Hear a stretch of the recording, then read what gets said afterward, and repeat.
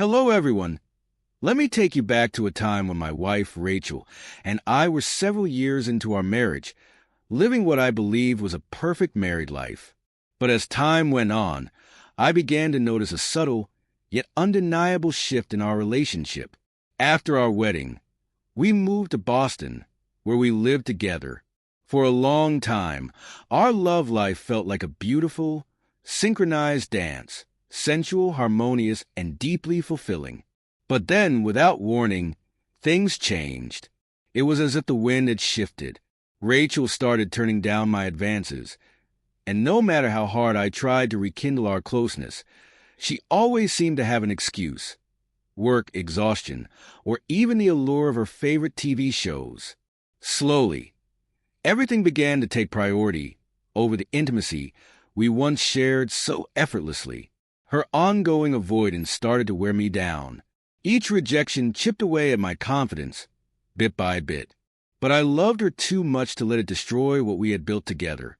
After months of rejection, I decided to try a different approach, a quiet act of defiance, or perhaps a social experiment. I stopped initiating intimacy altogether. I told myself I would wait for her to make the first move. Part of me was frustrated, but another part was genuinely curious. What would happen if the roles were reversed? The results were almost immediate. The woman who had been consistently dodging my touch suddenly became the one seeking it. At first, her attempts were tentative, testing the waters. But as time went on, her advances grew more confident, more passionate, just like they used to be. And each time she approached me, I turned her down, watching as confusion crept into her expression, followed by irritation and eventually anger. One evening, as my experiment continued, Rachel caught me off guard. We were sitting on the couch in comfortable silence, watching our favorite sitcom. She was nestled against me, her head resting on my shoulder. Then, without warning, she turned to face me, her eyes sparkling with a mischievous glint I hadn't seen in ages. "Marcus," she murmured, her fingers tracing a delicate line across my chest. "It's been a while, hasn't it?" I swallowed hard, my heart racing at her touch, but I reminded myself of my plan and my resolve.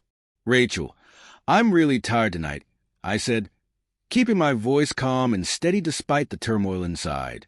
"Let's just enjoy the show, okay?" Her face shifted instantly. Surprise gave way to confusion, and confusion quickly turned to anger. "Are you rejecting me?" she asked, her voice sharp and cutting. "After all this time, I've tried to get close to you, and now you're turning me down?" Her words hit like a slap.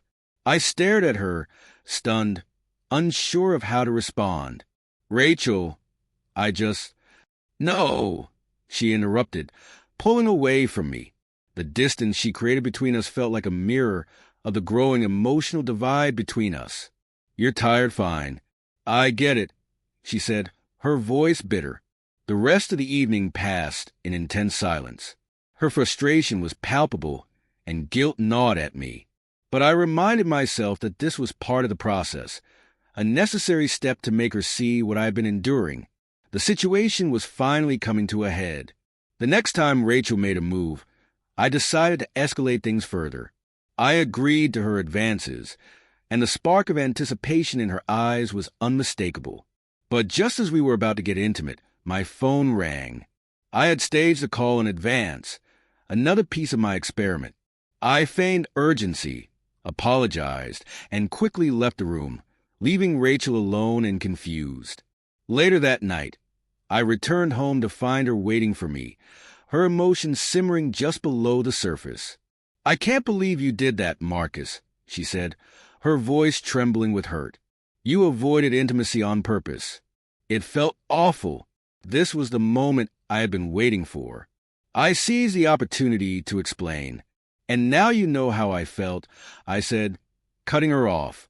"All those months when I tried to get close and you pushed me away. Do you have any idea how much it hurt?" Her eyes widened, the realization dawning on her. The shock and guilt on her face told me that my message had finally gotten through. I had never spoken about the pain I had been carrying, thinking it was something I couldn't do or silently endure. But in that moment, She finally understood what her actions had done to me. "If you keep avoiding our intimacy," I continued, my voice steady, "I won't hesitate to do this again." The words hung in the air, heavy with meaning. I watched as she wrestled with the sudden realization of how deeply she had hurt me. Her gaze shifted to my phone, lying innocently on the coffee table. Without hesitation, she grabbed it. Her expression was unreadable, but charged with emotion. "This," she hissed, her words sharp and biting, "this is what ruined our moment."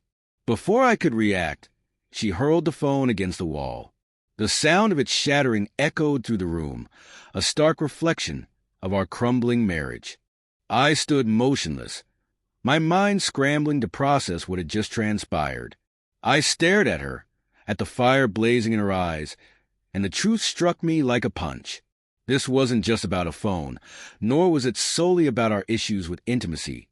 It was about a deepening divide between us, one that had been silently widening for quite some time. My experiment had merely exposed it. In that moment, I had to face the brutal reality. Our relationship was beyond repair. I had attempted to mend it, to build a bridge back to the love we once shared, but it was evident that she wasn't willing to meet me halfway. So, I did the only thing left to do. "Rachel," I said, my voice calm despite the turmoil swirling inside me, "I think it's time we end this. I'll be contacting my lawyer." The shock on her face told me she hadn't expected this, but deep down, I knew it was the right decision. My so-called revenge experiment had evolved into a wake-up call, not just for her, but for me. It made me realize that love alone is never enough in a relationship. It requires respect, communication, and understanding, elements that have been glaringly absent in our marriage. As I braced myself for the legal and emotional upheaval ahead, I couldn't help but feel a strange sense of gratitude. This painful experience had taught me what I truly deserve in a relationship and what I had been missing for far too long. It was a first step toward a future where I could find genuine happiness, respect, and love. Some of you may remember my last post about the collapse of my marriage and the upcoming court proceedings. I figured it was time to update you on what's happened since then. It's been a whirlwind couple of months. I hired a top-notch divorce attorney and filed for divorce, preparing myself for a long, drawn-out battle. I braced for the worst, knowing that divorces are often emotionally and financially draining. But, to my surprise, the process went far more smoothly than I expected. My lawyer was a powerhouse, helping me build a strong case. She even used Rachel's outburst, specifically the destruction of my phone, as evidence of emotional distress. That detail tipped the scales in my favor. The court ultimately ruled that I didn't owe Rachel any alimony. Additionally, I retained full ownership of our house and car, assets we had purchased together. To say I was relieved would be an understatement. What I had feared would be a grueling ordeal turned out to be relatively painless, and I felt a massive weight lift from my shoulders. As for Rachel, she had no choice but to move back in with her parents in Seattle. I heard she had to scramble to book a flight. Honestly, I did feel a slight twinge of pity for her, but I reminded myself that we were both adults, and this outcome was a direct result of our choices and actions. A few days after she left, I received a call from her parents. I braced myself for anger, accusations, or blame, but instead, I was met with an unexpected gesture. They apologized. Yes, you read that correctly. Rachel's parents apologized to me.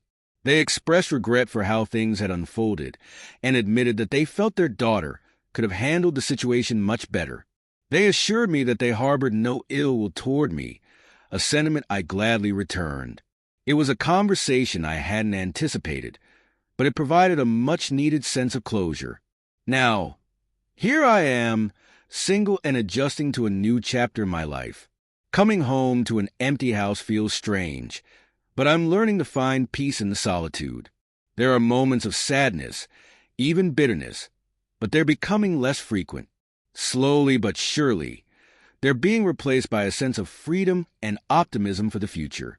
If there's one thing I've learned from all of this, it's that love isn't the only foundation for a successful relationship. Respect, communication, and understanding are equally vital. Without them, even the strongest love will crumble. So, that's my story. I hope it helps anyone who might be facing similar struggles. If there's one piece of advice I can offer, it's this. Don't be afraid to stand up for yourself and demand what you deserve in a relationship. Don't hesitate to walk away if things aren't working. At the end of the day, your happiness and mental health matter most. Thank you for watching and listening to my story.